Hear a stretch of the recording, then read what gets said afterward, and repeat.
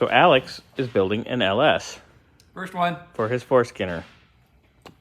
My valve spring Chingadera is for 3/8 or 7/16 studs, like small blocks, big blocks. You know, real motors. Just kidding, LS is a real motor. So, I made got their adapter Chingaderas. Look, boys and girls. That's gonna do the job. I'm not gonna go all the way because I don't want to drop your fucking valve in your thing because I don't have air in it, but it actually works. Look at it. Yeah!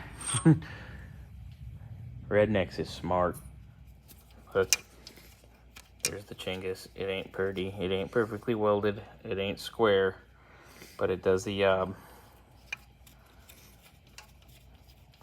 What are these? M8 by what?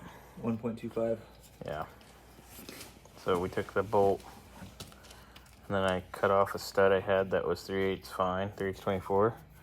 We done made Chingaderas.